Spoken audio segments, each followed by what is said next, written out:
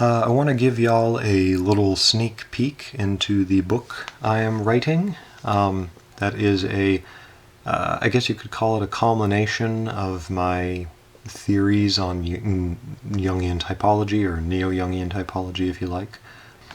These are my theories as I understand them now. It's been a very helpful project. I've gotten a lot of insights out of doing it, and I would like to share it with you when it's done.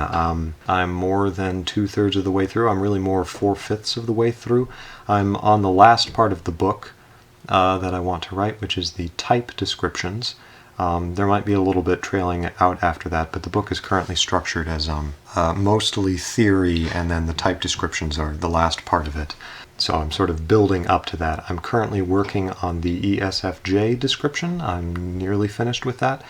But what I wanted to do today was I wanted to share with you sort of a sneak peek so that you have something of an idea of what I've been writing, what it will sound like, just maybe arouse your curiosity or interest, or show you I have not been slacking off in my studies and so forth. So currently the book is planned to be called Motes and Beams, and the subtitle is, I might change it. I've gone through a number of different subtitles, but right now it's A Neo-Jungian Critique of Thought.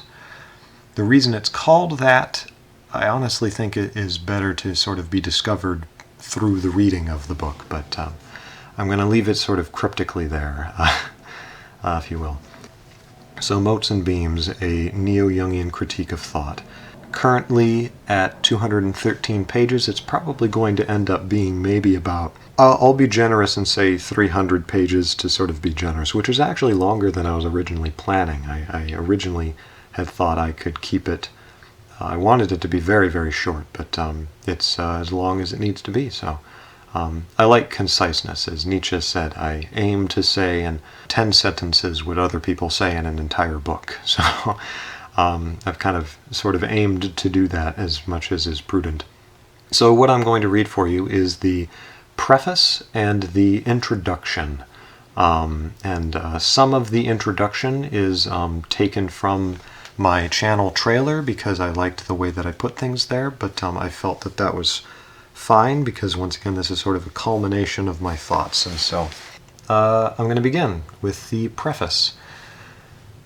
In the preface to Ludwig Wittgenstein's Tractatus Logico-Philosophicus, the Austrian logician notes, quote, "It is indifferent to me whether what I have thought has already been thought before me by another. I will only mention that to the great works of Frege and the writings of my friend Bertrand Russell, I owe in large measure the stimulation of my thoughts." Unquote. I use these exact same words, except that in my case, I acknowledge the works of Carl Jung, Isabel Myers, and their modern-day interpreters Ryan Smith, Eva Gregerson, and Sigurd Allred from idrlabs.com as the intellectual parents of my ideas. A number of secondary acknowledgments, extended family if you will, are given in the appendices. Wittgenstein made another comment in his preface: "The more the nail has been hit on the head. Here I am conscious that I have fallen far short of the possible, simply because my powers are insufficient to cope with the task. May others come and do it better." I quote Wittgenstein here in earnest. I am as confident in the book's positives as I am anxious of its deficiencies. What are those deficiencies? My mother used to toil out large patchwork quilts for months or even years at a time. Every square of the finished work represented a different hour, day, or week of labor. They were a journal of her daily life. This book is rather like her quilts. It is now a labor of more than 3 years, and although I have striven to weave it into a whole, I fear it is, in the end, only a harmony of patches from different months and moods. Being more of an artist than a researcher, I feel that my many revisions and additions amount to a patching a worn-out coat with new cloth, so that both are ultimately ruined. Nevertheless, I must leave that judgment to the reader, for it often happens that the stone the builder rejected becomes the head of the corner. After all, this book is only a third. For my own satisfaction, like a pious consul, I respect the right of Senate and Assembly to check and balance my own limited perspective. The most offensive patch for me is likely the most subtle for the reader. That is the very spirit of the book as a whole. When I began writing, this was to be a very straightforward manual called something like A Field Guide to Neo-Jungian Personalities. It has since grown into something more, or perhaps less than that. Like Ion before the midwife Socrates, I am forced to realize that my brain-child would be stillborn if not for the father of its spirit, who endowed it with a life of its own, a life which I am no more qualified than the reader to fully understand. I have mixed my ink with intuition. Perhaps I have mixed in too much. I feel like a man who, in the midst of writing a business inquiry to a noble woman, suddenly realizes he is writing a love letter. This book is an unexpected love letter to the human soul. In all its reflective possibilities and gleaming facets, I am filled with an appreciation, a joyful and celebratory love for the beauty of human beings. In every contour, every highlight and dipping shadow, this book is a disguised pain to the wonder of humankind. When I look at the stars and then down to the earth, I am filled with goodwill, and a refreshing breath fills my spirit. A divine light tries to shine through me like it shines through the pinpricks in the night's firmament, glittering diamonds in the rough. I think it wants to say, as Clement said to the Corinthians, "No tongue can tell the heights to which love can uplift us. Love binds us fast to God. Love casts a veil over sins innumerable. Let us beg and implore of his mercy that we may be purged of all earthly preferences for this man or that, and be found faultless in love." Perhaps my desire to love humanity so unabashedly is out of fashion. Perhaps it never really was in fashion. As my patchy coat suggests, I am not a fashionable man. In some ways I am a man out of time, and by all means I look out of place. In any case, as a friend once said, just glean these pages. Perhaps I have succeeded. I have some quotes before the introduction, which I'll read. "Judge not that ye be not judged, for with what judgment ye judge ye shall be judged, and with what measure ye mete it shall be measured to you again. And why beholdest thou the mote that is in thy brother's eye, but considerest not the beam that is in thine own eye? Or how wilt thou say to thy brother, Let me pull out the mote out of thine eye, and behold a beam is in thine own eye? Thou hypocrite! First cast out the beam out of thine own eye, and then shalt thou see clearly to cast out the mote out of thy brother's eye." Jesus of Nazareth, Matthew 7, verses 1 through 5, King James Version. Second quote, "The history of philosophy is to a great extent that of a certain clash of human temperaments. Of whatever temperament a professional philosopher is, he tries, when philosophizing, to sink the fact of his temperament. Temperament is no conventionally recognized reason, so he urges impersonal reasons only for his conclusions. Yet his temperament really gives him a stronger bias than any of his more strictly objective premises. It loads the evidence for him one way or the other. He trusts his temperament. He feels men of opposite temper to be out of key with the world's character, and in his heart considers them incompetent and not in it. Yet in the form he can make no claim, on the bare ground of his temperament, to superior discernment or authority. There arises thus a certain insincerity in our philosophic discussions. The potentest of all our premises is never mentioned." William James, Pragmatism, Lecture 1, page 3 of my edition anyway. Quote number 3. "Most of the conscious thinking of a philosopher is secretly guided and forced into certain channels by his instincts. Behind all logic and its seeming sovereignty of movement, too, there stand valuations, or, more clearly, physiological demands for the preservation of a certain type of life. The most diverse philosophers keep filling in a definite fundamental scheme of possible philosophies. Under an invisible spell, they always revolve once more in the same orbit, however independent of each other they may feel themselves to be. Something within them leads them, something impels them in a definite order, one after the other, to wit, the innate systematic structure and relationship of their concepts. Their thinking is, in fact, far less a discovery than a recognition, a remembering. Friedrich Nietzsche, Beyond Good and Evil, paragraphs 3 and 20. Introduction. I have come to believe that our natural capacity for patience and mercy is greatly aided by an appreciation of different human temperaments. Much confusion and pain, especially that within our own families, can be alleviated as we understand with clarity that many people do not think like us.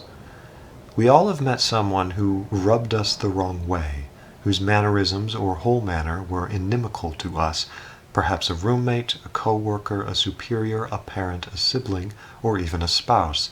Yet we often struggle to put our finger on precisely what was off about the person, about what specifically got under our skin. We give them quick labels: lazy, aloof, judgmental. But these strike us as insufficient, and as more evidence accumulates, we are forced to accept that the person's offness is far subtler than we have the language to express. Often we resign from the matter, saying, well, everybody's unique. But this still offers no explanation for how everybody is unique, for what other ways of thinking there are, least of all our own. And in my experience, such resignation, being empty of content, cultures the very snobbery it sought to avoid. So long as we are without an intentional framework or structure to contrast and thereby truly appreciate other methods of thought in an organized way, then it becomes that much easier for us to presume unconsciously that those who don't think like us are behind the curve that we already rounded. Especially in philosophy and spirituality, we will discover, or rather recognize, some idea or doctrine that resounds perfectly with our temperament, and presuming all men are made in our image, we treat it as a universal law. Then we are like penguins teaching emus to swim. We will sooner let the emus drown than admit our supposed quantitative superiority is really a qualitative difference. The choice is not whether we should make ordered sense of personality, but how we will do so. Rejecting a more formal understanding of personality does not prevent us from typing others. We merely persist in more primitive methods of doing so. I have heard many argue that a formal system of personality precludes the very kind of appreciation it seeks, for it oversimplifies matters, forcing circles into octagonal holes. Such a view takes it for granted that a sharper and sharper appreciation of nuance equals a greater appreciation of the individual as such. But it seems to me that in practice, to give every individual their own individual category is the same as giving them one single category, corralling them all together and labeling them miscellaneous individuals. Individuality is actually lost to itself, like snowflakes in snowdrifts or flecks in television static. As Hegel put it, if we say all animals, that does not pass for zoology. We cannot fully appreciate species without appreciating their genera, and this is simply because we comprehend through contrast. We can stare at raw data as long as we want. It will take on no meaning until we bisect it and distinguish this half from that. Data must be refined. This is an arduous process fraught with errors, but until then the data remains an ubiquitous mass, a static garble, and an excuse for prejudice. In Jung's words, the ideal and aim of science do not consist in giving the most exact possible description of the facts. Science cannot compete as a recording instrument with the camera and the gramophone, but in establishing certain laws, which are merely abbreviated expressions for the many diverse processes that are yet conceived to be somehow correlated. The aim goes beyond the purely empirical by means of the concept, which, though it may have general and proved validity, will always be a product of the subjective psychological constellation of the investigator. The demand that he should see only objectively is out of the question, for it is impossible. We must be satisfied if he does not see too subjectively. What this book presents is a cognitive, not a behavioral theory. Any examples given in this work are meant to reveal an underlying thought process or cognition behind the behavior, and not the other way around. The thought comes before the action, and it is the thought I am seeking to analyze. The same kind of action may sprout from different motivations. Conversely, different actions can have similar motivations. Headaches are symptomatic of both the common cold and of meningitis. However, just as I am not trying to account for individual behaviors, neither am I accounting for individual motivations, strictly speaking. Rather, I am accounting for a number of key philosophical assumptions which guide our motives as they seek their expressions in actions. Quote, there are certain intervening variables between the stimulus and the response which affect the nature of the final behavior pattern. Unquote. By the way, that is Stagner from Psychology of Personality, 3rd edition, page 7. Sorry to interrupt the introduction. I just want to mention that I do have many footnotes here that reference where I'm getting these from. I'm just not including them in my reading to not interrupt the flow like I'm doing right now. These philosophical prejudices are regulatory. They are woven into our strategies for maintaining and preserving a certain kind of mental life. To uncover them is to face a level of existential threat. Indeed, if I am to be honest, I must go so far as to suggest that anyone who is not shocked by this theory has not fully understood it. The point is, I cannot account at all for the content of people's free will.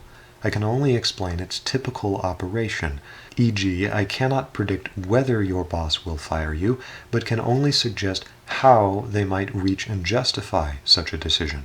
For me, personality is the medium, not the message. It is like patterns of handwriting or media of painting. What is actually written or painted is ultimately beyond me. But I still consider the medium very important, insofar as we too often misunderstand and reject a message only because we were unsympathetic to its medium of presentation. In short, and ironically, I study personality so that I can minimize its essentiality as a factor in our relations. That is, so that I can, in some measure, transcend it. In sum, this is a philosophical and not a strictly scientific approach to personality. The reader should understand that I cannot, and certainly do not, aspire to the standards and kinds of precision expected of modern science, for modern science rightly requires that a theorized entity have predictable, measurable interactions with specific externalities, e.g., that it have reliable behaviors or patterns of measurable symptoms. But as this is a cognitive theory of personality explicitly divorced from reliable or necessary behaviors, it should hardly satisfy this demand of science. How, for instance, is science to examine the love of a spouse? By reducing it to its observable objects, to its behaviors and symptoms, to those elements which are, hopefully, reproducible in any standard lab, e.g., the giving of certain gifts, the saying of certain words and phrases, certain twitches and reflexes of the face, certain fluctuations of heartbeat, etc. But such things are accidental to the subjective experience of love. Of this, science, being objective, can say nothing on its own terms. Like King Lear, it falls for the posturing of Goneril and Regan, and utterly misapprehends the inwardness of Cordelia. To quote Jung again, quote, how much of the actual psychology of man can be experienced and observed as quantitatively measurable facts? Such facts do exist, but anyone who has probed more deeply into the nature of psychology will also have realized that an experimental method will never succeed in doing justice to the nature of the human psyche, nor will it ever project anything like a true picture of the more complex psychic phenomena. But once we leave the domain of measurable facts, we are dependent on concepts, which have now to take over the role of measure and number. The precision which measure and number lend to the observed fact can be replaced only by the precision of the concept. The concept of feeling, for instance, does express something characteristic that, though not susceptible of quantitative measurement, nevertheless palpably exists. However, as a much older philosopher noted, I'm talking about Aristotle, by the way, quote, our account of this science will be adequate if it achieves such clarity as the subject matter allows, for the same degree of precision is not to be expected in all discussions any more than in all the products of handicraft. We must be satisfied with a broad outline of the truth. That is, in arguing about what is for the most part so from premises which are for the most part true, we must be content to draw conclusions that are similarly qualified. It is a mark of the trained mind never to expect more precision in the treatment of any subject than the nature of that subject permits, for demanding logical demonstrations from a teacher of rhetoric is clearly about as reasonable as accepting mere plausibility from a mathematician. The inwardness of Cordelia is to be approached subjectively, i.e., by intuition, empathy, happy coincidence of inner experiences, etc. Ideally, the reader will be convinced of my ideas to the degree that they see and experience the same things I attempt to describe here. In this we are liable to no less grievous errors than those which haunt the objective approach, likely to even worse errors, which I'm going to write about in the appendices. Nevertheless, it is the only method I see as able to approach the full complexity of human psychology. In short, I am writing more or less as a philosopher, or at most a psychoanalyst, and not as a modern psychologist. A final word. I hope it has not escaped the reader that I myself have strong preferences of the kind I intend to analyze, even that my very approach to the analysis is itself heavily prejudiced.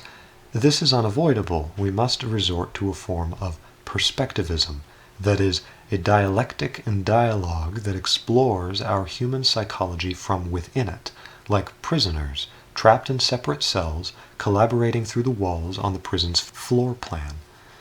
This book is my contribution to such a floor plan, but it only comes from my own cell and is subject to all the misrepresentation and misunderstanding expected from a limited relative perspective. As Jung noted of Friedrich Schiller, quote, "We must remember that Schiller himself belonged to a definite type, and was therefore compelled, even in spite of himself, as I am, to give a one-sided presentation of his ideas. The limitation of our views and our knowledge are nowhere more apparent than in psychological discussions, where it is almost impossible for us to project any other picture than the one whose main outlines are already laid down in our own psyche." Unquote. I am more optimistic than Jung here about our ability to describe each other. Nevertheless, I insist that other books like this are required from other perspectives to counterbalance my own. Until then, in the appendices I offer a self-analysis and critique in terms of my own theory that will hopefully be of some help and comfort to the reader who, though my convictions are to them like nails on a chalkboard, have already developed enough patience to tarry with me thus far. End of the introduction. Thank you.